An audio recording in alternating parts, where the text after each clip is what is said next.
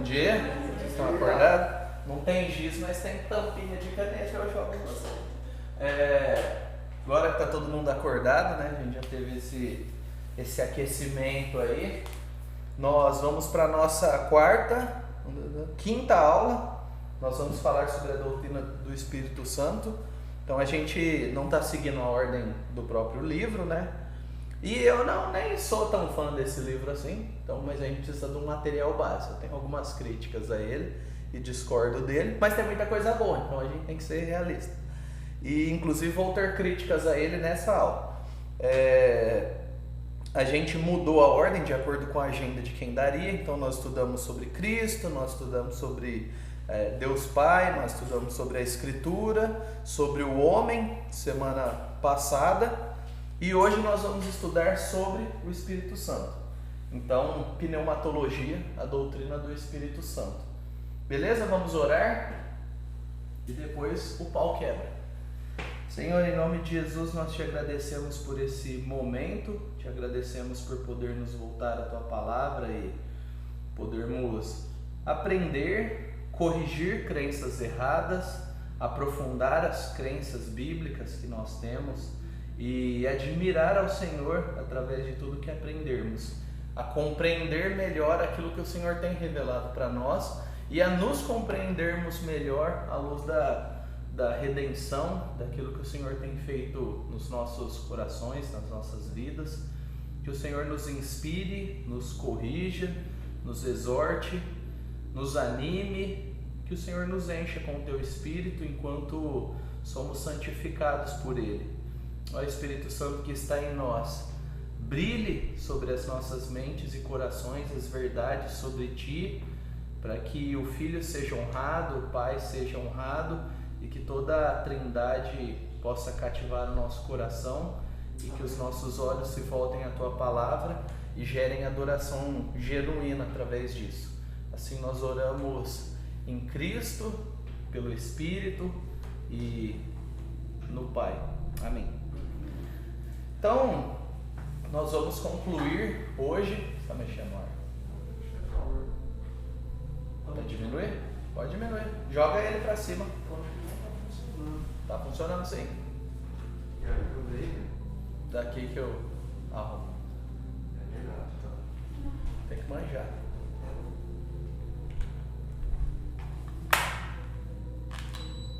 Nada que um tapa não resolve. É muito. Vê se você tá no cu. Deixa eu ver como. Legal.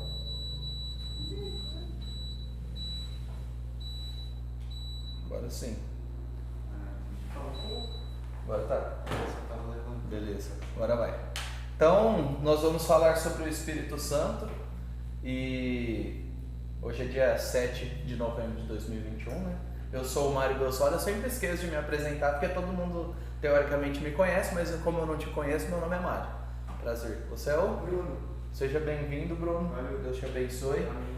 Então, nós vamos falar da parte da pessoa do Espírito Santo. Então, nós já estamos lançando aqui. O Espírito Santo não é uma força impessoal, não é um poder, não é uma energia, não é uma entidade cósmica que a gente não sabe definir. É uma pessoa. E, assim, a gente tem que ser honesto. O Espírito Santo não é a pessoa mais fácil de entender na Bíblia. Não é tão claro, não é tanto quanto Jesus. A gente não tem o Evangelho do Espírito Santo falando exatamente assim, tarará, tarará. Então a gente vai pegando muitas coisas ao longo da Bíblia. E muitas interpretações vão acontecendo de forma errada. Então, é uma das doutrinas mais debatidas na história da igreja. O que é, como funciona, o que aconteceu, enfim. Mas, eu gostaria de perguntar para vocês, qual é a razão da doutrina do Espírito Santo ser tão difícil para as pessoas? Nós somos as pessoas, tá? Não pensa as pessoas como algo externo, pensa que nós somos essas pessoas. Por que é tão difícil entender sobre o Espírito Santo ou entender corretamente? Ou por que gera tanta dúvida quando a gente fica pensando sobre a ideia de Deus, Espírito, enfim, com base naquilo que você sabe hoje. Não precisa elocubrar demais. Mas por que é tão difícil? Ou não é difícil para você? Aí tudo bem, você se inclua fora da pergunta. Mas eu já estou me incluindo dentro. Qual é a razão da doutrina do Espírito Santo ser tão difícil e ter tanto debate, dúvida, etc? O que vocês acham?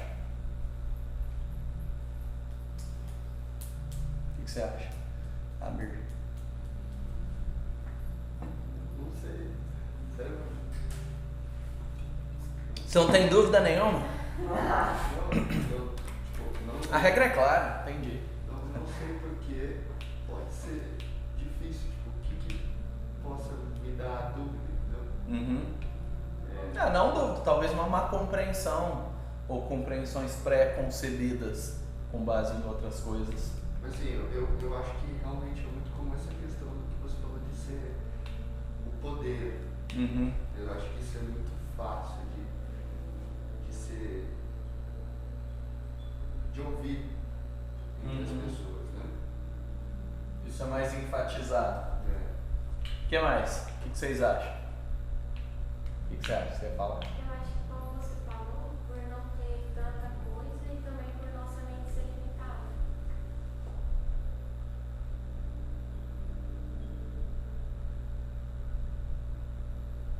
Nisso, o que eu lembro de textos mais específicos sobre o Espírito Santo é João 14, 15, 16 e 17.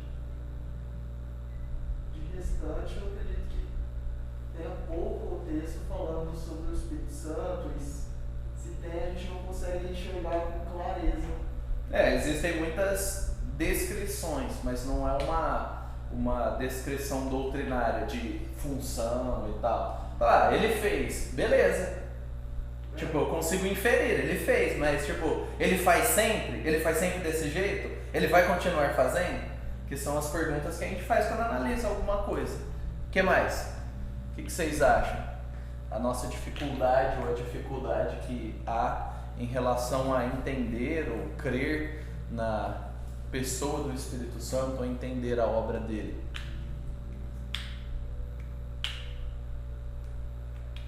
Também por causa que a obra dele a gente não enxerga muito bem. É uma obra subjetiva, não é uma obra objetiva. Ele não encarnou, ele não morreu na cruz, ele não ressuscitou. Aquilo é objetivo, é temporal. O Espírito Santo não, ele está trabalhando aí, ele está trabalhando agora. Onde ele está trabalhando, de qual forma? É subjetivo, a gente não está vendo. A gente vê o resultado do trabalho dele, mas a gente não vê o trabalho dele. Em Cristo a gente viu o trabalho e o resultado, sabendo que o Espírito Santo estava atuando em Cristo e por Cristo, mas a gente não viu, a não ser quando a gente viu o Espírito Santo.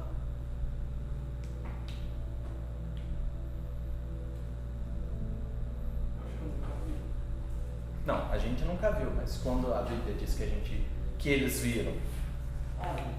Pentecoste. Não.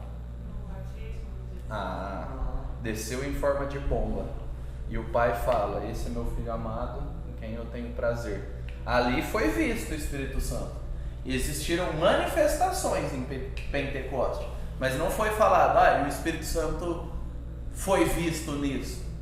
E vai saber o que é aquele negócio de línguas como de fogo e um negócio descendo, vento. Vento como de um som, ou som como de um vento, todo mundo confunde. É vento, é som, que o próprio termo no Novo Testamento e no Antigo para espírito, no Antigo ruá, que é sopro, que é algo relacionado a... É isso aqui.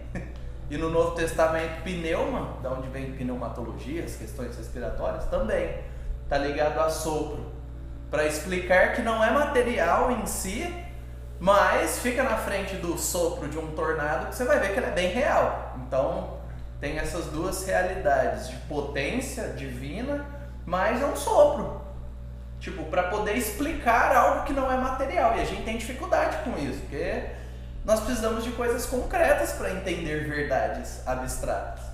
Então, tanto que Jesus é uma verdade concreta sobre Deus que é Espírito. Então, isso nos ajuda muito. Falou alguma coisa? Não. Ah.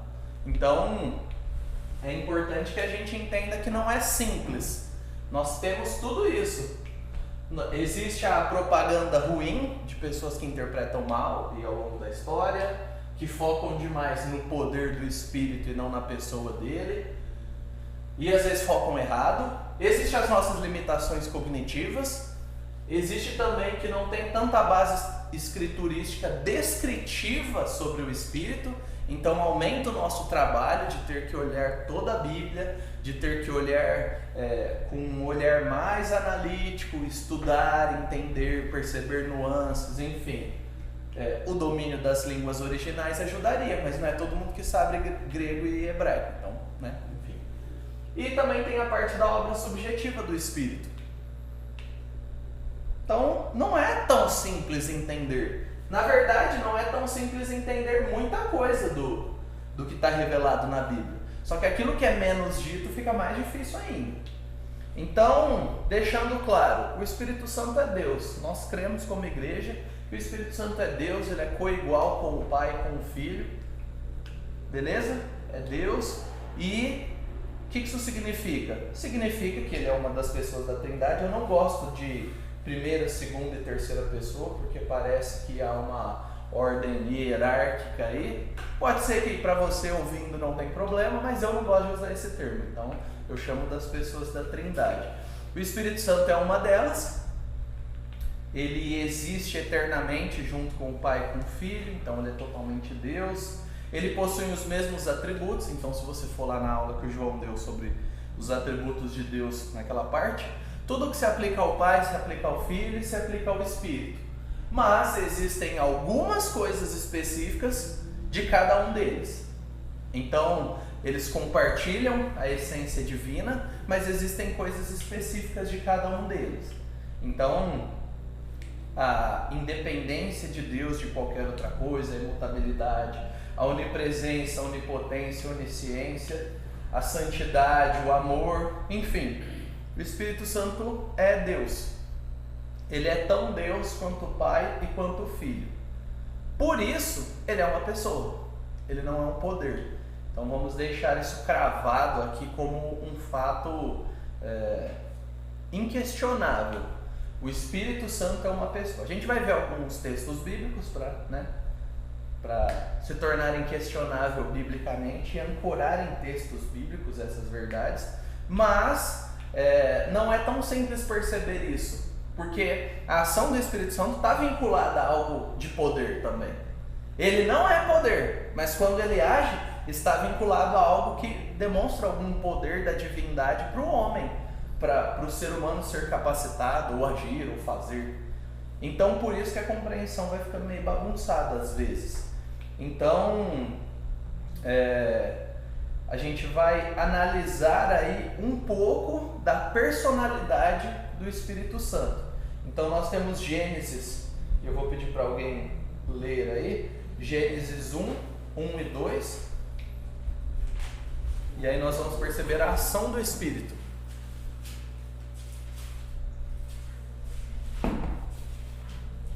Gênesis 1 e 2, alguém lê rapidinho?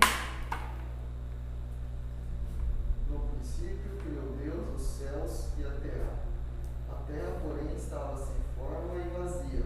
Havia trevas sobre a face do abismo, e o Espírito de Deus pairava sobre as águas. O que ele fazia? Qual que era a ação do Espírito de Deus? Pairar. Isso é um verbo. Quem faz? Quem faz é uma pessoa. Beleza? Você não fala assim, uma pessoa ou um animal, mas que tem alguma ação. Você não fala assim, a árvore fez uma casa. Porque não é uma entidade viva ali, no sentido que nós somos, que faz a coisa acontecer. Quando você tem algo, né, e some, você fala, quem pegou? Você não fala o que pegou. Porque é alguém que geralmente pega. Então, o Espírito de Deus, ele tem uma ação ali na criação. Ele se movia, ele estava presente. É tanto presença quanto ação. Não é uma força, não eram os elétrons e enfim, que estavam ali, e o Espírito é como os elétrons ali e tal, numa cadeia. Não, ele estava como pessoa ali, a Trindade estava ali. Porque aqui fala que Deus criou, aí fala que o Espírito está. Mas em João 1 fala que tudo foi criado através do Logos. Em Colossenses 1 fala que ele que sustenta o Logos, a palavra, Jesus, Deus Filho encarnado. Então o Pai cria, o Filho cria, o Espírito cria. Deus cria. E a Bíblia não tem problema em separar exatamente o que cada um fez, porque é uma obra de Deus. Mas como a gente está focando no Espírito, aqui a gente está vendo a ação do Espírito, de fazer, de agir, né? Mas em Ezequiel 36, 25 a 27, alguém lê aí para nós?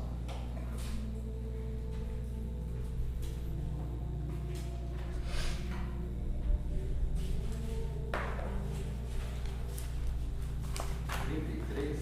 36, de 25 a 27.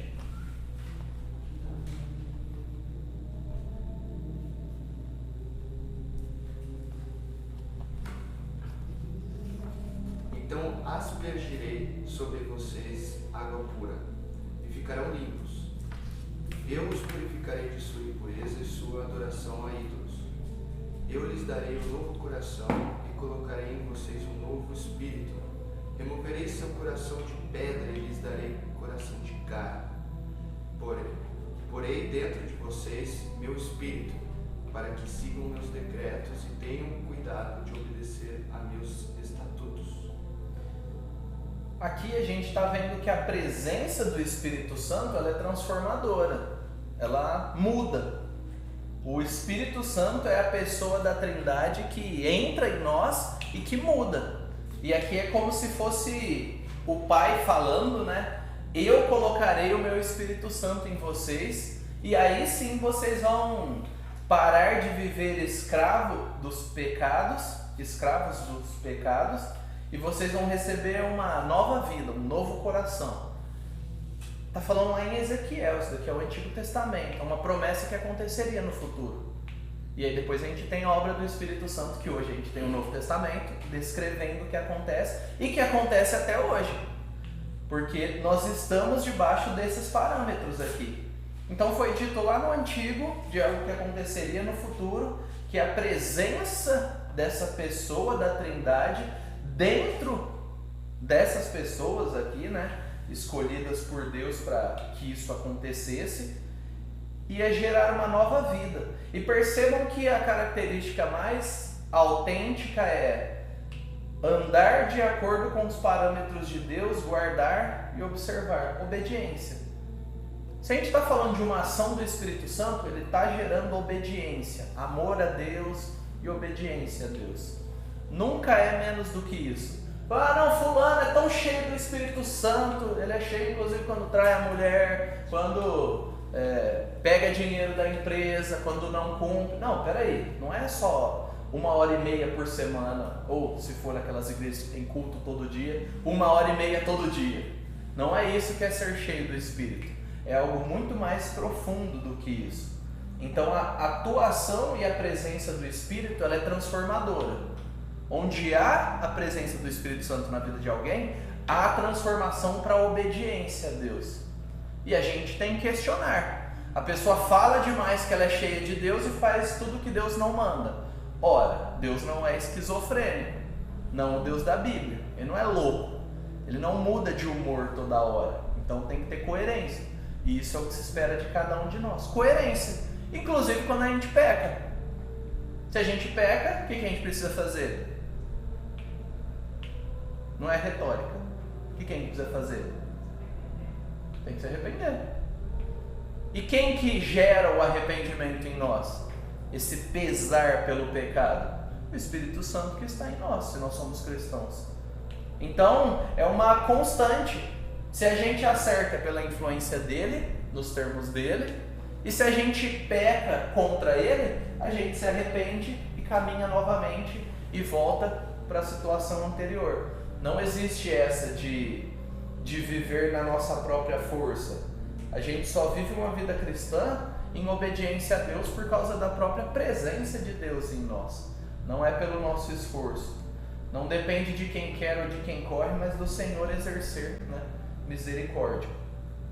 Mas existem algumas características relacionadas ao Espírito Santo em relação à própria fala que as pessoas movidas por Ele têm. Então, Atos 10, 19 e 20.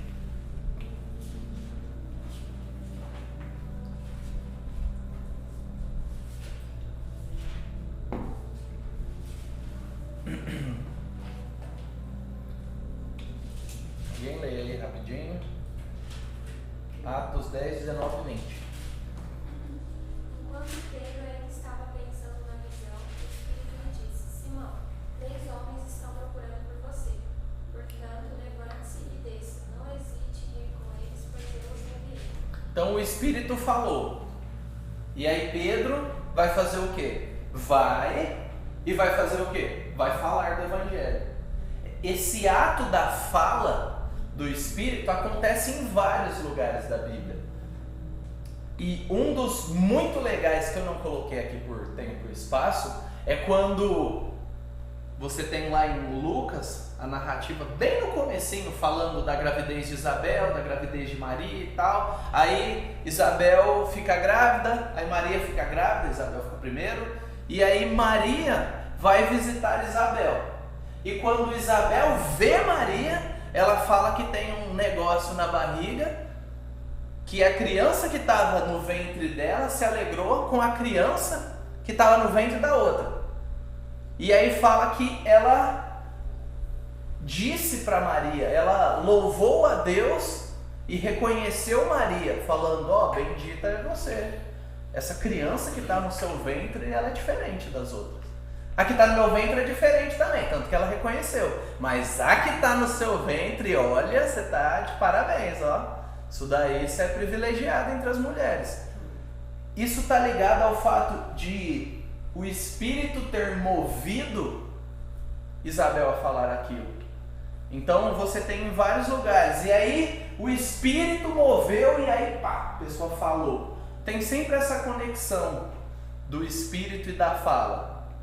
Você vê ao longo de toda a Bíblia, pessoas que vão e são cheias do Espírito, são preenchidas, elas falam da parte de Deus, na autoridade de Deus. Então esse é um dos elementos que é uma das obras do Espírito. Apesar de que hoje em dia também o Espírito Santo ajuda a gente a não falar besteira, né? Não postar besteira, então domínio próprio aí é o próprio Espírito falando: não faça isso. Então ele exerce influência, não deixando a gente fazer besteira, mas ele exerce influência colocando a gente para falar aquilo que é a vontade dele também para as pessoas. E esse último texto de Atos 16, 6 e 7, ele mostra algo meio misterioso da atuação do Espírito. Então, alguém lê Atos 16, 6 e 7.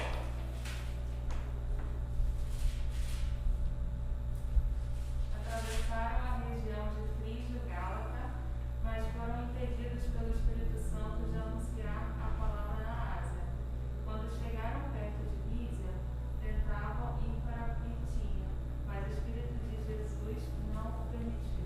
Olha que interessante, Espírito Santo, Espírito de Jesus, ambos se referindo à atuação do Espírito que impediu eles de fazer coisas. Como que ele impediu? Sei lá como ele impediu, mas é muito doido imaginar que o Espírito Santo impediu.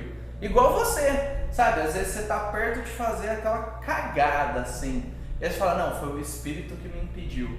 E às vezes é por tolice, você não sabia que era uma cagada, para você parecia um negócio genial, e aí você estava caindo numa cilada, e de alguma forma você entende o direcionamento de Deus e fala: não, foi o próprio Deus que me impediu de entrar nessa fria, de assinar um contrato, sei lá, abusivo e tal, de fazer algo contra uma pessoa que na verdade não deveria ser feito. Então o Espírito impediu eles. E veja, o Espírito impediu eles de pregar a palavra em uma região. Então essa ideia não, o Espírito quer que pregue a palavra o tempo todo, de qualquer jeito, sem cuidado, sem sabedoria, sai falando. Peraí, se o próprio Espírito impede eles de irem para um lugar, a gente precisa pensar que a dinâmica do Espírito não é sem sabedoria, não é de qualquer jeito, a qualquer custo, qualquer hora. Então a gente precisa ser guiado por ele na própria sabedoria revelada na palavra. Então foi o Espírito que impediu eles de pregarem em um lugar para que eles pregassem em outro, porque era a vontade de Deus. E se é a vontade de Deus, a gente não discute, a gente obedece.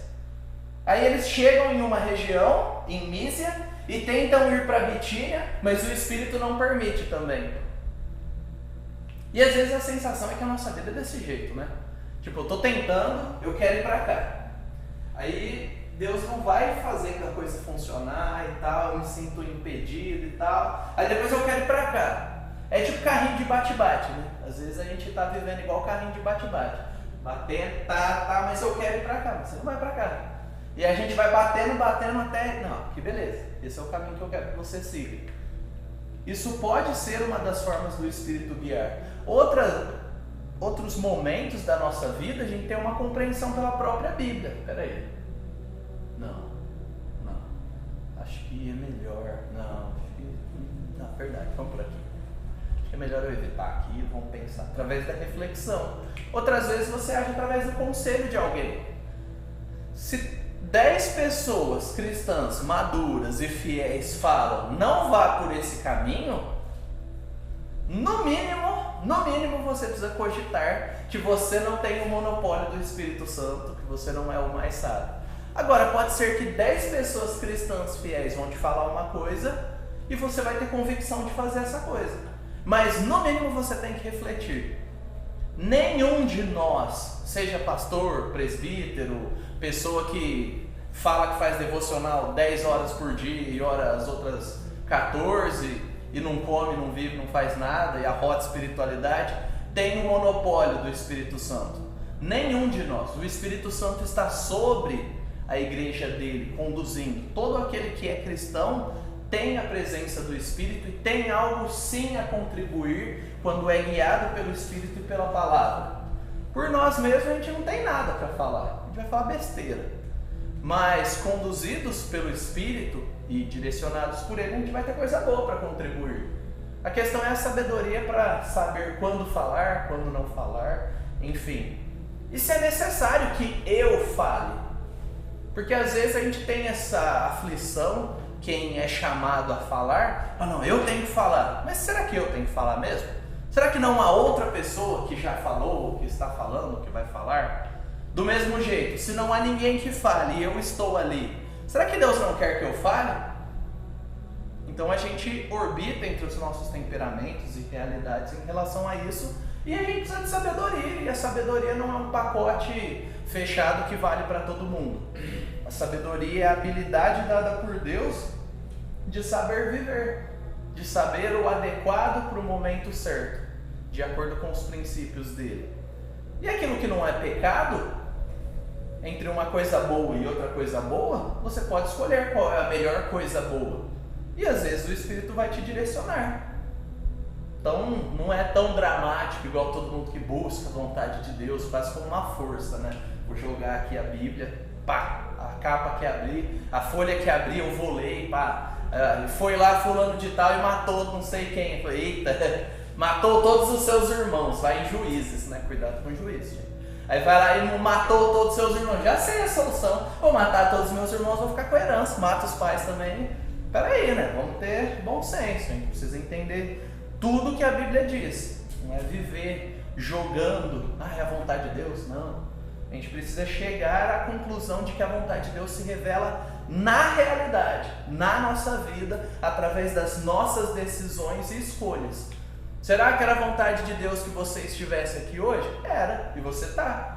Mas não era a sua vontade estar aqui? Você pode até ter vindo sem vontade, mas você está aqui. Alguma vontade havia aí dentro que fez você vir. Ninguém te vestiu, via de regra, te carregou no colo até aqui. Pelo menos não até a porta. Então, você veio por uma vontade. E isso é fruto de uma decisão. Então, tudo na nossa vida acontece. através do que Deus age em nós e a partir de nós. E em alguns momentos a gente pode falar, fui impedido pelo Espírito. Outros momentos a gente pode falar, fui impelido, fui empurrado pelo Espírito, fui atraído pelo Espírito. Só evite usar o termo fui incomodado, Deus me incomodou. É de uma pobreza intelectual esse termo absurda. Você e eu somos pó, vermes insignificantes, para dar uma melhoradinha, que pó é abstrato, verme pelo menos não ser vivo. Nós somos nada. Falar assim, o grande Deus me incomodou a fazer a vontade dele. É no mínimo tolo usar esse termo. Eu sou um daqueles que lutam contra esse tipo de colocação. Use palavras melhores. O Espírito me atraiu, me direcionou, me convenceu, me motivou, me impeliu. Olha como o português é uma língua rica, né? Menos me incomodou. Porque Deus não incomoda os seus filhos. É meio estranho essa ideia, né? Jesus incomodou os seus discípulos a pregarem a palavra. Parece que não... Jesus chegou fazendo piadinha sem graça, falou, incomodou eles, constrangiu eles. Mas meio estranho. Quando você fala incomodou, se você pegar a literatura e você pegar as antigas igrejas, você vai notar que é como se fosse, acho que todo mundo aqui já foi criança, de querer ficar na frente da TV e vai falar, faz tal coisa. Aí você, poxa, só fiquei assistindo TV. Faz tal coisa. Então assim, acho que a leitura do incomodou de alguns, eu concordo contigo que Deus é muito maior, muito tremendo. Só que eu acho que alguns antigos, que geralmente é muito usado isso, isso vem trazendo na nossa geração, é quando fala incomodou, eu acho que vai nesse sentido aí de... Me tirou da onde eu queria. Porque assim, eu sempre vejo que, por mais que a gente tenha idade, independente de qual seja, eu vejo que a gente é uma criança. A gente está sempre crescendo, a gente está sempre se alimentando. Sim. E na sabedoria de Deus tremenda, muitas vezes ele fala, para com isso. Segue assim, faça assim.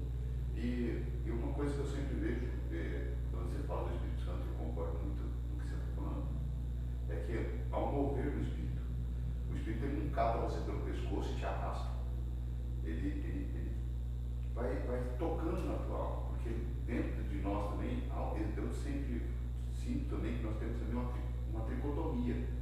Nós temos nessa tricotomia que eu digo, você tem a carne, você tem o espírito, você tem sua alma, seus desejos, seus anseios, suas vontades. Então há uma guerra entre a sua alma e o espírito também, que eu sempre digo, porque o espírito vai falar assim, isso aqui não está certo. Mas vou falar aqui de quem gosta de dormir, ele fica dormindo até 10, 11 horas da manhã, meio-dia no domingo, e fala, levanta. Sim. Há uma manifestação que você tem que decidir, falar, o que eu quero seguir? Quais dos dois cães eu quero alimentar? É nesse sentido que eu acho muito legal. A nossa posição como igreja não é tricotomista, nem eu, nem o Oscar, nem o Domingos, a gente defende a tricotomia, a gente entende que alma e espírito ali são elementos iguais. Tricotomia é o mesmo, a anatomia no mesmo corpo. No mesmo corpo. Sim. Por isso que eu falo de tricotomia. Sim. Porque é o termo de uma doutrina que a gente... Porque tem as posições, dicotomia e tricotomia. Nós não adotamos tricotomia. É que muitas vezes quando se fala de há uma doutrina, é que as pessoas tomaram posse daquilo. É igual mesmo, o LGBT quando toma conta do arco-íris. Quando eu olho para o arco-íris, eu vejo uma aliança de Deus. As pessoas veem outra coisa. Sim. Então assim, eu sei, de novo, desculpa estar te incomodando, mas... Não, é parte da aula, vamos interagir, é isso aí. Porque uma coisa que eu acho assim, dentro de nós também existem 3 sentidos, que eu sempre falo. Quando o Espírito Santo habita em você, como você falou, ninguém é cheio dele. Mas você pode diminuir o percentual dele na vida dele, na tua vida. Sim, o pecado faz isso. Porque você está vai apagando o Espírito Você Santo. está deixando os teus anseios da alma dominar o Espírito de Deus. Não dominar, mas banir ele. Porque você não domina. Então assim, você tem escolha. Deus é tão tremendo que ele te dá a escolha. Ele fala, você quer ser meu servo, você tem que seguir esse caminho. Não quero. Ele não fez isso com Jonas, né? Mas assim, Então a gente precisa entender que ele deixa até certo ponto.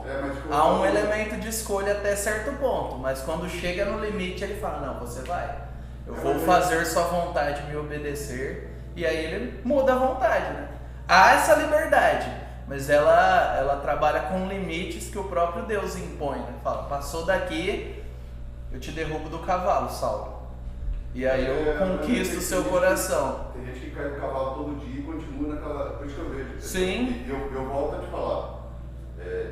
De novo, eu sei que você tem um conhecimento muito maior que o meu.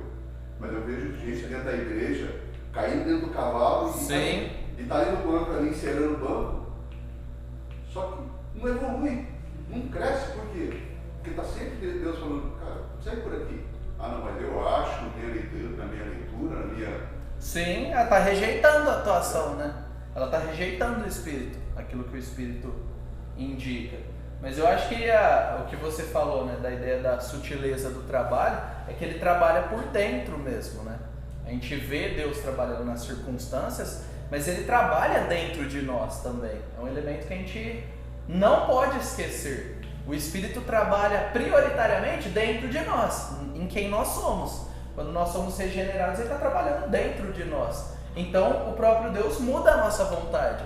E às vezes ele não muda, como fala lá em Romanos 1. Ele deixa que os incrédulos se endureçam nos seus próprios prazeres e desejos para que se destruam. Ele retém o freio para que as pessoas se destruam no pecado, aqueles que são reprovados por ele. Isso é algo muito sério. Ao mesmo tempo, aqueles que são conduzidos por ele, ele puxa a coleira. Tipo, você vai até o cercadinho, daqui já ele manda a baleia para te engolir, ou te derruba do cavalo e muda o seu coração. Agora, se ele não muda o coração nunca, então você não tem autoridade para falar que de fato foi alcançado um dia. Porque uma coisa é um tempo, mas outra coisa é você viver como um não cristão, rejeitando Deus a vida inteira. Aí o questionamento é, que Deus que você está servindo? Um episódio que exemplifica bastante o que ele falou e também que o Mário falou até certo ponto ele permite, até certo ponto a pessoa vai, em começo de Atos, Ananias e Safira, que eles mentem para a igreja, está doando uma certa quantia também do terreno, mas na verdade eles ganharam muito mais. E aí eles entristeceram o espírito e depois eles morreram.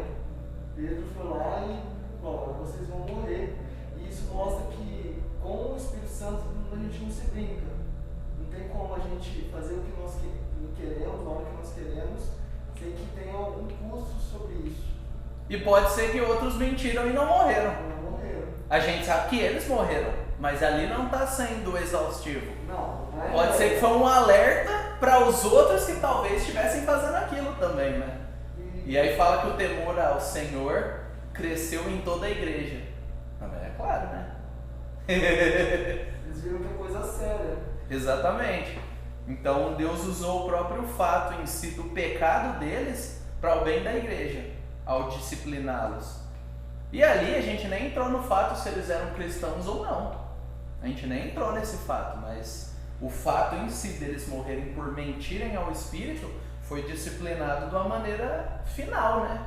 Que tipo, o máximo que dá para fazer é matar, né? Matou eles. Agora vamos lá, algumas perguntas para movimentar vocês estão com sono. É possível vir a ser cristão sem o Espírito Santo? É possível? Não, mas eu vou refletir, eu vou ler isso daqui, eu vou decorar grandes porções disso daqui e é essencialmente algo que eu vou interiorizar em mim. É possível? Não. Beleza? Há consenso aqui? É possível ser cristão sem o Espírito Santo? Não? Está em dúvida? Tem dúvida? Estão meio parados, né? Então, nós cremos que não. Nós cremos que é essencial a atuação do Espírito Santo. Sem ela, é sine qua non, né? Sem a qual não acontece. Não dá, não existe. Qualquer pessoa que foi convertida, ela foi convertida mediante a ação do Espírito, através do Evangelho. Ela não foi convertida olhando para as estrelas, para o sol, para a lua. Ela pode ter uma noção de que há um Deus que é poderoso, que criou. Mas qual Deus e o que Ele fez, só através do Evangelho. Então o Espírito aplica isso. É possível, essa é legal. É possível confundir o que o Espírito está te direcionando? Aí eu confundo tudo. Eu sou humano e todos os humanos confundem tudo que pode confundir. Então eu acredito que sim. Não se ele falar diretamente, eu posso achar que a minha vontade é obra do Espírito, mas se ele me falar diretamente, eu acredito que não. Mas se eu for pela minha vontade, eu posso. Convém a mim achar que eu estou certa, então. O que vocês acham? A Josi já falou que ela acha que sim. E você? E você, Carolina? Concordo, também acho que a nossa vontade às vezes sobrepõe. A gente se engana. Bom, eu já me enganei muito, né? Eu sei que você se engana também. Por quê? Porque nós temos vontades. E demanda uma sintonia aí com o Espírito. Não é algo nossa, é quase uma meditação e tal. Mas é o fato de que, obedecendo, estudando e compreendendo, refletindo, usando aquilo que o próprio Deus nos deu, a gente pode compreender melhor as coisas. E a gente pode se confundir. É algo que faz parte da vida. É possível viver cheio de pecado e possuir o Espírito Santo? E aí, Lorena? Está quietinha? É possível viver cheio de pecado, na prática constante de pecado, e possuir o Espírito Santo?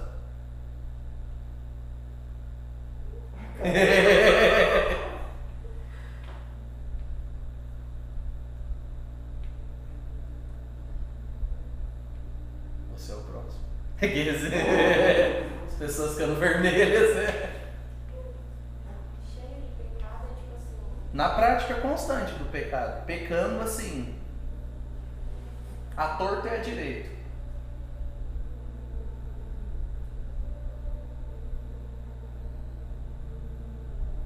E aí, o que vocês acham quando ela está pensando? Eu acho que depende. Eu acho que vai Eu acho que depende. enfraquecendo. Pode falar. Eu acho que vai enfraquecendo. O quê? O Espírito Santo em você. E aí tem um versículo para isso. Não extingais ou apagueis o Espírito. Mas e aí? Eu acho que depende porque você pega, por exemplo, Saul. Saul ele foi escolhido e se você ver, Deus ainda persistiu com ele até naquele momento que quando o profeta chega para ele e fala, não tem mais em ti. Então assim, eu acho que quando você fala, igual você citou agora há pouco, do seu coração, acho que Deus ele tem um amor tão grande por nós. Eu sempre digo que não é nós que buscamos ele está dando sempre a oportunidade para nós estarmos do lado dele. A gente não é nada, ele que nos dá a oportunidade. Então, assim, ele está te mostrando e ele vai te mostrando. Só que ele vai chegar no ponto também que ele conhece seu coração. Então, eu não gosto muitas vezes de falar assim, pô, aquele cara lá foi enfiado e acabou para ele. Não acabou, porque Deus conhece o coração dele, Deus sabe o propósito de cada um. Ele conhece os nossos corações. Exatamente. E o nosso coração está cheio de pecado. Então, não tem nada que ele não consiga prever ali, né? Então, Os assim, nossos corações. Eu acho que a questão, eu sempre olho para mim. Né? A pessoa, não sei, eu estou seguindo, eu estou fazendo, porque você não pode julgar o outro. Né? E que nível de pecado a pessoa está e eu estou? Então, mas é possível? Tá. De novo, depende de onde você esteja. Porque eu sei que Deus, quando Ele traz você aqui, Ele traz você aqui no momento, como você citou que Deus te empurrou, impulsionou, incomodou, não sei que termo a gente vai colocar Deus lá. Ele está te querendo falar assim, esse é o meu caminho, esse é o meu. Então assim, ele está te incomodando, impulsionando, para fazer isso aqui acontecer. Porque Deus quer que você altere situações da tua vida, traga. Né? Eu não sei a situação de cada um aqui. Muitas vezes, Deus ele está fazendo você crescer. Muitas vezes está fazendo você tirar de um caminho. Eu pensei, e assim, levando em consideração, né, que os escolhidos, né, eles têm o Espírito Santo e você não perde, assim, a sua salvação, você não perde. Então, Construir sistematicamente. Isso aí. então, eu É possível, exatamente. É possível.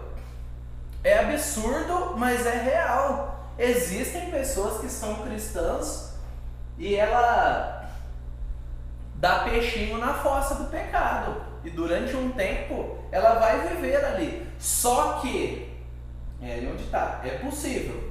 Só que essa pessoa vai ser infeliz o tempo todo. Porque ela vai estar tentando se alimentar de algo que não satisfaz a alma dela.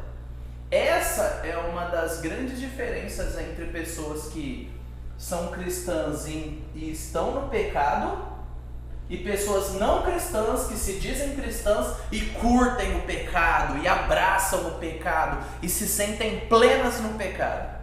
O cristão, quem recebeu o Espírito e foi transformado numa nova natureza, ele vai tentar curtir o pecado, mas Deus vai frustrar, porque o gosto dele mudou. É como uma pessoa que se tornou vegetariana. Ela tem extremas restrições à carne. Se precisar comer carne para não morrer, ela vai comer, mas ela não vai ter prazer nenhum. Mudou o paladar dela. Ela é outra pessoa. Assim como nós criamos alergia, o cristão criou alergia ao pecado. E ele pode ir contra a consciência dele pecando. Isso é uma disciplina de Deus. É o que a Bíblia fala. Lá em Hebreus 11. Hebreus 11, né? Que fala da disciplina que Deus disciplina quem ama. Ou 10. Não tenho dúvida. 11, 12, 10 ali. Eu sempre confundo o que está em um e outro. Mas entre 10 e 12 tá, certeza. Quando fala que Deus disciplina quem ama. E fala, seus pais da terra, né, desse momento te disciplinavam, quanto mais aquele que está preocupado eternamente com você. Pô, peraí, esse negócio é muito doido. Porque tem gente que se afasta e fica talvez anos nadando no pecado. E pecado não é só sexo fora do casamento, se separar, mentir, abandonar a família. Existem muitas formas de pecado veladas, que a pessoa pode viver anos aqui e ela vai se tornando endurecida no pecado. E ela sofre por isso. Ela não consegue viver a vida abundante que Deus promete a ela, que ela quer, mas que ela está buscando um lugar errado. Então é um baita alerta para nós. É possível sim cristãos caírem em pecados feios e viverem por períodos, mas eles não vão viver para sempre assim, porque o Espírito não vai deixar. Então qual é a maior demonstração de que eu estou cheio do Espírito Santo? O que vocês acham? Vocês viram que a gente foi lá e já subiu, tudo muito doido. O que vocês acham? Qual que é a maior demonstração de estar cheio do Espírito?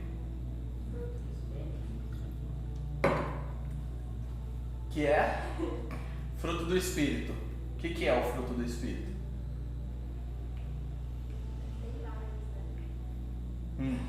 Não, mas o que é o fruto em si? Como é que a gente explica? Tipo, fruto do Espírito, que é É quando a gente demonstra o caminhar, de fato, coerente com a palavra de Deus. Que é uma transformação de atitude, de fé. Antes da atitude, nenhuma atitude começa metania, né? O termo. Todo mundo fala metanoia, mas no grego kine é metania. Mas tudo bem, pode falar metanoia, todo mundo divulga assim. Mudança de mente. É algo anterior à ação. Não é só mudar a ação, é mudar o que vem antes da ação. Então é o caráter, é a maneira de pensar, é a maneira de desejar. É aí onde entra que o Espírito muda por dentro. Então quem é cheio do Espírito Santo, não é cheio do Espírito Santo só porque faz coisas culticas, mas é porque tem lá dentro intenções de cultuar a Deus, de amá-lo e de obedecê-lo. A obediência é a maneira que a gente descobre que a pessoa está cheia do Espírito. Quando ela obedece a Deus nos termos de Deus. E a obediência a Deus nunca é só externa. Só que a gente não consegue ver internamente. Então a gente vê externamente. Então uma pessoa que tem os indícios de que ama a Deus e que obedece, dá indícios de que está cheia do Espírito Santo. E ela pode ser mais calma, quieta, pode ser muda, literalmente. ou surda, enfim, pode ser limitada por alguma coisa física, ela pode estar plenamente se manifestando e fazendo tudo na sua vida, ela pode estar numa cama de hospital. A pessoa cheia do Espírito Santo não é o estereótipo da beata de igreja, da pessoa que vive socada na igreja. A pessoa cheia do Espírito Santo é a pessoa que vive em obediência. É tipo aquela ideia de Noé. Noé também, mas é Enoque que eu queria dizer. Enoque andou com Deus. É simples, andou com Deus, mas o que isso significa? Significa um monte de coisa. Mas é comunhão com Deus que se demonstra em obediência. E quando fala sobre ser cheio do Espírito Santo lá em Efésios 5, perceba que ele dá um contraste de embriaguez de vinho, que tem impacto físico, real, é interno, mas tem impacto físico, e fala, ao contrário disso, sejam cheios do Espírito. E ali é uma passagem que tem no original uma conotação passiva. O adequado é, seja ativo em receber passivamente o enchimento do Espírito. Não é você buscar ser cheio do Espírito, porque o Espírito está lá e você fala, Espírito, me enche, tá? Ele, não sei, talvez, vamos ver, tá? Não, o Espírito está te enchendo. Não atrapalhe com os seus pecados. É isso, essa é a atuação constante de Deus em nós. Os nossos pecados que atrapalham o processo. Não tem a vida cristã normal, aí tem aqueles que o Espírito enche, e aí tem aqueles que estão muito abaixo. Não, nós somos cristãos. O pecado diminui a influência do Espírito Santo em nós, o desejo, o fervor, a alegria dele em nós. Por isso que quanto mais você peca, mais infeliz você fica. Quanto mais você obedece, mais feliz você fica, mais satisfeito, enfim, a vida faz mais sentido, você aguenta melhor as coisas, porque é como se você estivesse fazendo aquilo para o qual você foi feito, que é o que acontece de verdade. E o pecado é fazer aquilo para o qual você não foi feito, mas que esse seu lado corrompido busca. Então, a gente vive nessa ideia. Ser cheio do Espírito Santo passa pela comunidade. Lá naquele texto de ser cheio do Espírito fala sobre você estar cultuando. Não é um negócio eu e Deus e deixa a igreja de lado, porque o que importa é eu e Deus. Lê lá em Efésios 5, ali é todo um contexto de nós, vocês, hajam, façam. Não dá para ser cheio do Espírito vivendo sozinho na sua casa do jeito que você quer, sem prestar contas a ninguém, sem viver em comunidade. O enchimento do Espírito vem sim através da vida em comunidade. Você pode orar e ler a Bíblia o quanto você quiser. Dificilmente você vai ser tão edificado quanto orar, ler a Bíblia e estar em comunhão com os irmãos. Só uma mentira, uma aberração, essa ideia do crente lobo solitário que vive sozinho e está tudo bem, obrigado. Isso é uma mentira. Beleza? Agora a gente tem pouco tempo. Mas vamos lá. A obra do Espírito Santo. A gente está focando na pessoa do Espírito Santo. Agora, o que ele faz? Eu primeiro quero ensinar um conceito teológico para vocês aqui, que chama operações inseparáveis da Trindade. Precisa ficar claro, eu já pincelei antes. Tudo que a Trindade faz é uma obra da Trindade. Não é assim, o Pai cria, o Filho salva, o Espírito aplica. Não é separado, não são três deuses que trabalham em turnos diferentes. Não, é o mesmo Deus trabalhando. Porém, tudo que é feito por um, quem encarnou? O Filho. Só ele encarnou. Mas isso foi feito em comum acordo com o Espírito e com o Pai. A vontade era de Deus, mas quem encarnou foi o Filho. Quem habita em nós? É o Espírito. Mas ele é o Espírito de Cristo. Ele é o Espírito enviado pelo Pai. Entenderam essa ideia da união? Assim como uma família que toma uma decisão e todo mundo segue. E em algum momento você tira o lixo, o outro lava a louça e o outro, vê TV. Tem sempre alguém que está vendo TV, geralmente, ou está no celular hoje em dia. E está tudo bem, se foi acordado assim. Só que é a família o tempo todo. Então é a Trindade que está agindo. E em Gálatas 4, de 4 a 6, eu vou ler aqui, preste atenção, diz assim: mas quando chegou a plenitude do tempo, Deus, aqui é o Pai, enviou o seu Filho, então o Pai enviou o Filho, nascido de mulher, nascido sob a lei, para resgatar os que estavam sob a lei, a fim de que recebêssemos, ele já está aplicando aí, ele já se coloca como um dos que recebem, a adoção de filhos. E porque vocês, agora está aplicando aos outros, são filhos, Deus enviou o Espírito de seu Filho ao nosso coração. E esse Espírito clama: Abba, Pai. Pai, Filho, Espírito atuando para que eu me torne filho e para que eu viva. E essa ideia do Abba Pai é um termo carinhoso aramaico, não sei se é o que está sendo muito divulgado aí e tal. Não sei o que. E essa coisa super melosa, romântica, que é uma distorção do relacionamento entre nós e Deus. Mas existe um afeto. Existe um afeto claro que o Espírito colocou em nós. É claro, ele existe, ele precisa existir. Então esse afeto, esse desejo, foi o Espírito que colocou em nós. É aquele anseio de estar junto. Isso é um dos maiores comprovadores que nós precisamos ter e olhar um no outro, encorajar um no outro, de que nós somos cristãos. A gente quer Deus, é simples. No final, você está exortando alguém, vamos pegar a Carol, vamos pegar a Carol, ela está quieta, está no fundo ali. Mas, Carol, você está em pecado, para e fala e tal. Mas é que isso não deu e aquilo eu não quero. No final é assim: você quer Deus? Você é cristã? Você quer Deus? O negócio é simples. Você quer Deus? Você quer viver como filha de Deus ou não? Quero. Então você precisa adequar as outras coisas. Ou o silêncio via de regra: não quero, ou estou pensando aí. Às vezes as pessoas demoram um tempinho para pensar. O Espírito Santo não é instantâneo o tempo todo. E às vezes a pessoa avalia e fala: realmente, eu não estou vivendo como filha de Deus. Ou fala assim: quer saber? Dane-se, vou procurar uma igreja que é mais adequada à minha vontade, que ninguém vai me encher o saco. Eu vou lá, vejo o que eu quero, pego o que eu quero. Que infelizmente hoje existem muitas opções assim.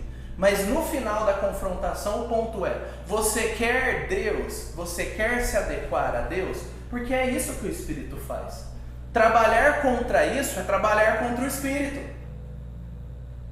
Entendam, é muito importante que a gente entenda. É trabalhar contra o Pai, o Filho e o Espírito. Trabalhar contra isso. Porque o Espírito está operando em nós isso. Então quando nós desestimulamos os outros à fé, a gente está trabalhando contra Deus. Cuidado, às vezes ele perde a paciência. Mas enfim, 2 Pedro 1, 19 a 21, essa parte fala sobre a inspiração das Escrituras. Então, quem que inspirou as Escrituras? Tudo que a gente tem hoje. 2 Pedro 1, 19 a 21. Pode ler.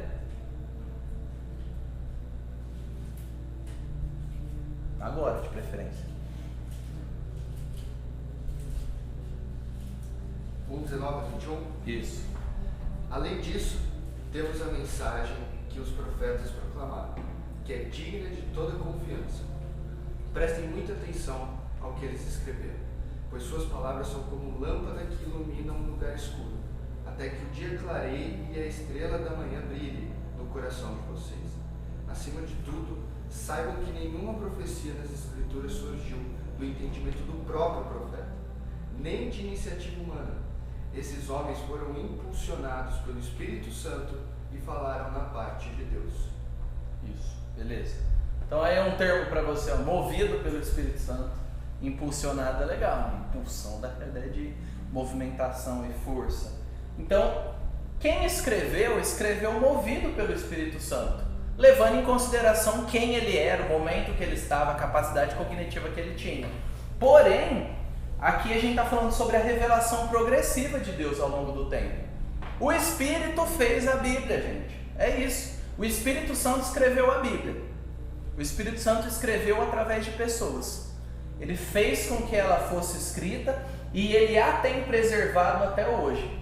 Então quando alguém vem e fala, eu recebi sei lá o que do Espírito, e fala um monte de bobagem contrária à Bíblia, essa pessoa não está agindo pelo Espírito, pelo menos não o Santo. Ela pode estar agindo por outro, mas não pelo Espírito Santo. Então o Espírito age através daquilo que Ele já inspirou e escreveu, inerrante, infalível, suficiente para mim, para você, para tudo aquilo que Deus quer fazer. Isso não serve para passar em concurso público, mas serve para que você seja salvo e viva de um jeito que agrade a Deus. Às vezes as pessoas têm uma ideia de que a Bíblia serve para um monte de coisa. A Bíblia serve para cumprir a vontade de Deus e muito mais coisas, porque ela muda a nossa vida. Mas ela não serve para você passar em concurso público, para você fazer uma dissertação sobre sei lá o que, da biologia. A gente precisa aqui entender qual é a função da Bíblia, o que Deus quis e para que ela serve. O próprio Espírito a fez, a inspirou para que nós conhecêssemos a Deus, o amássemos e nos relacionássemos com Ele do jeito que Ele quer e uns com os outros e com a criação dele. Ela é plenamente suficiente para tudo isso. Agora, se eu fico tentando achar, não, o que o Espírito quer de mim? Aí lê lá, você precisa amar seu inimigo. Não, essa parte não, porque é difícil. Deus, o que o Senhor vai fazer para me ajudar? A gente tem que parar de ser criança, a gente tem que crescer, sabe? Amadurecer.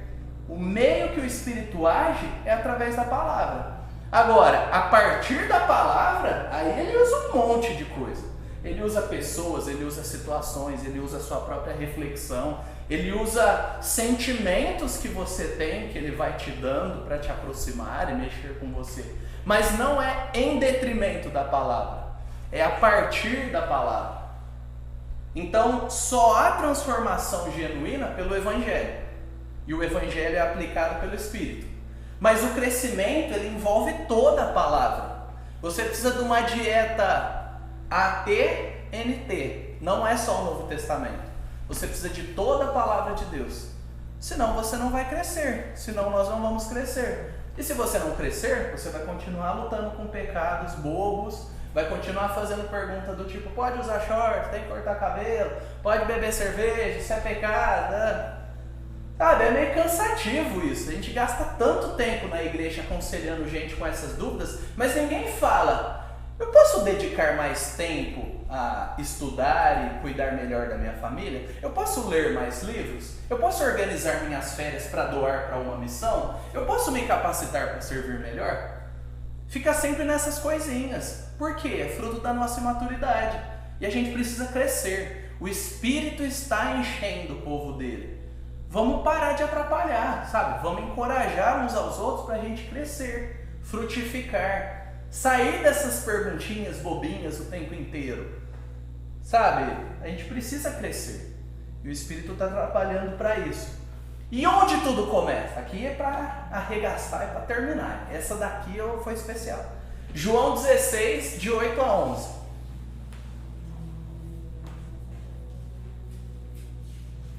João 16, de 8 a 11. Eu leio, mas todo mundo abre, ó. Quando ele vier, é Jesus falando sobre o Espírito Santo. Quando ele vier, convencerá o mundo do pecado, da justiça e do juízo. Do pecado porque eles não creem em mim. Da justiça porque vou para o Pai e não me verão mais. E do juízo porque o príncipe deste mundo já está julgado. O que vocês entendem desse texto?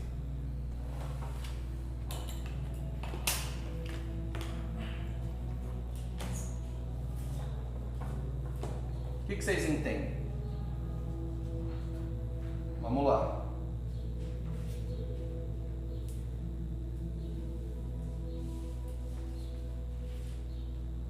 Vocês já leram esse texto, já ouviram alguma coisa sobre esse texto na Bíblia? Então, o que vocês entendem desse texto? O que ele fala? Não precisa ser completo, não. Pode ser só introdutório. Vamos construir. Esse texto está falando sobre o quê? Está falando mais a obra é do Espírito, né? Conhecer as pessoas, de conhecer o mundo, dessas três coisas que citou aqui. Uma delas, que ele vai vir para fazer isso. No caso, veio. Ele viria naquela época e já chegou. E aí? Ele está fazendo isso? Alguém tem dúvida que o Espírito está fazendo isso? Não? Não? Não ter dúvida é uma parte importante para a gente construir o raciocínio. Ele está fazendo isso. Como ele faz isso? Como que o Espírito faz isso na prática?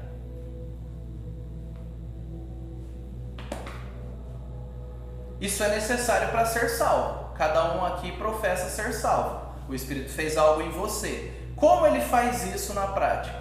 Vamos lá. Estou ajudando vocês porque eu tenho que estar correndo. Como que o Espírito faz isso? Não dá para ser salvo sem isso.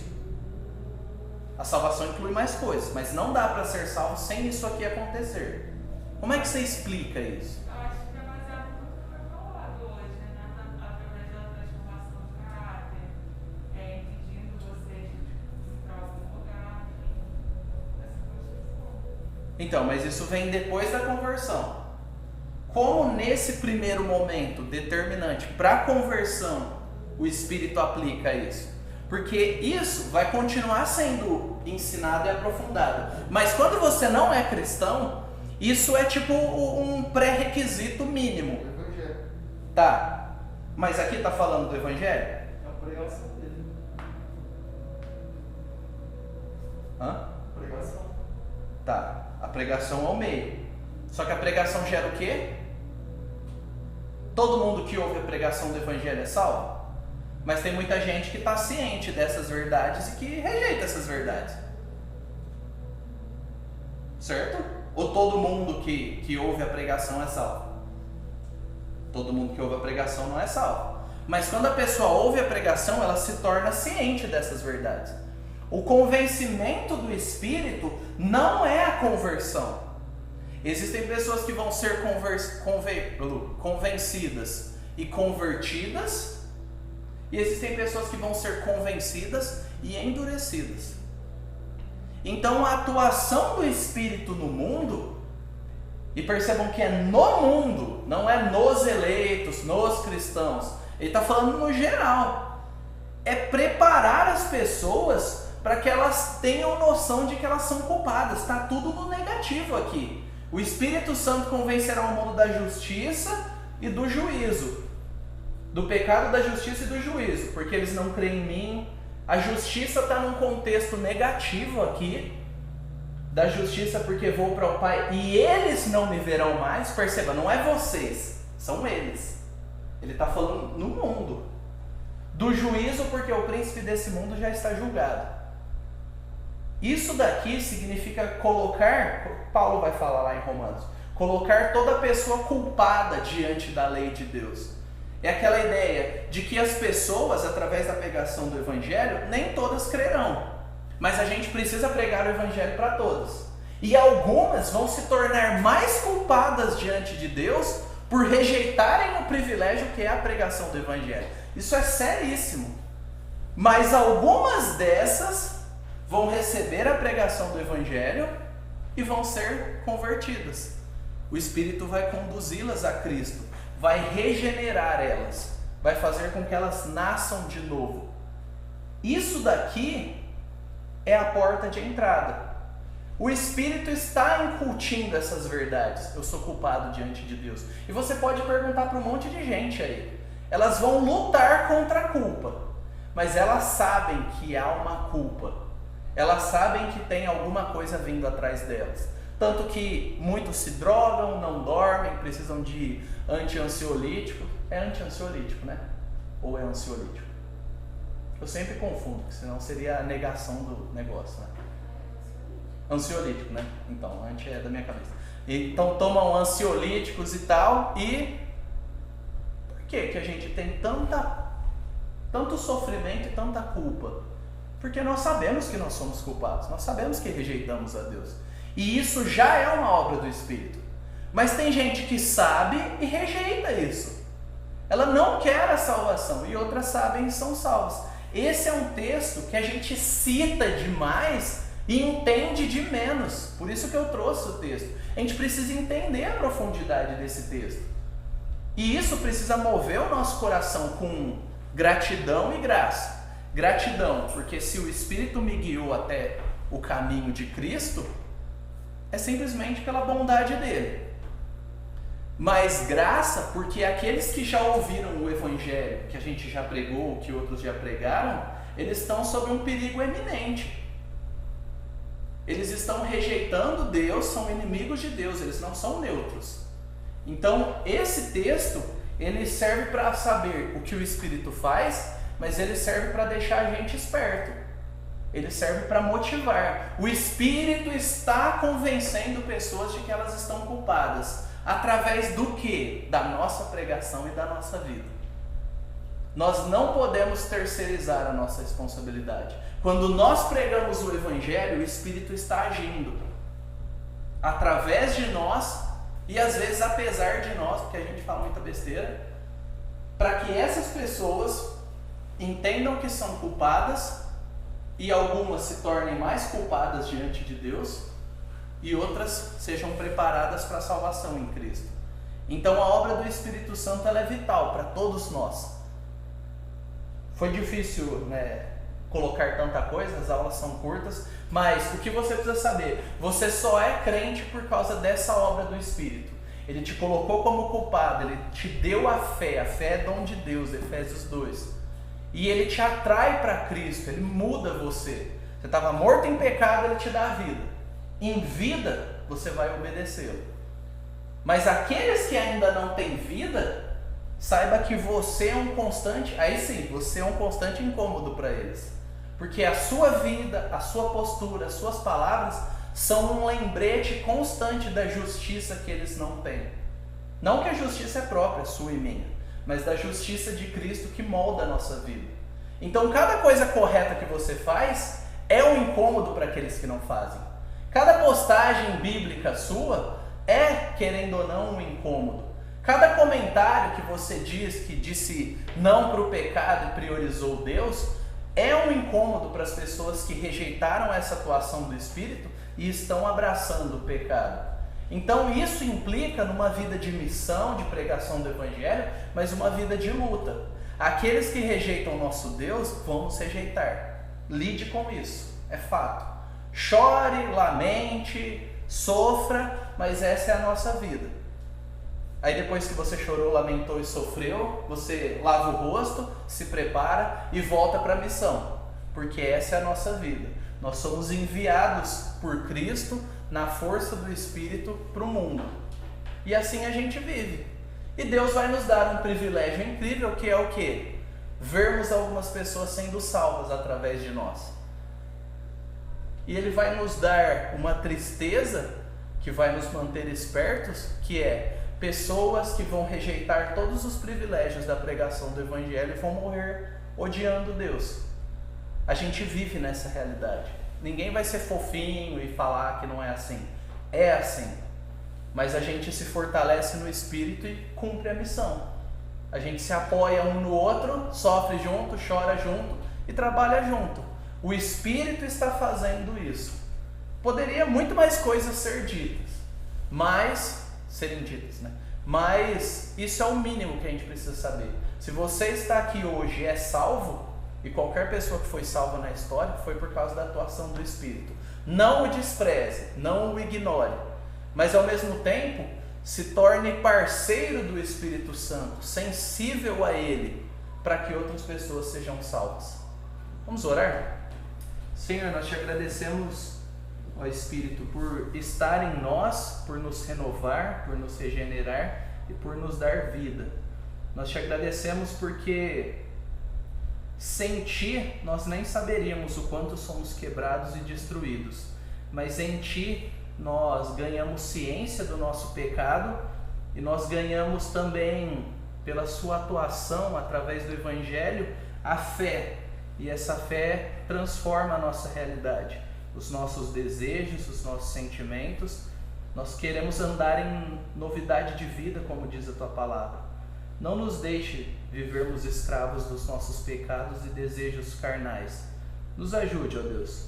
Nos ajude a admirarmos mais ao Senhor, ó Espírito, por toda a Tua obra, nos guiando e guiando a Tua igreja. E nos ajude a continuarmos estudando e buscando compreender para todas as áreas da nossa vida como nós podemos amar e servir ao Senhor com alegria e de forma mais produtiva e mais alegre, para nossa alegria, para que o Teu nome seja honrado e para o bem da Tua igreja. Nós oramos em nome de Jesus. Amém.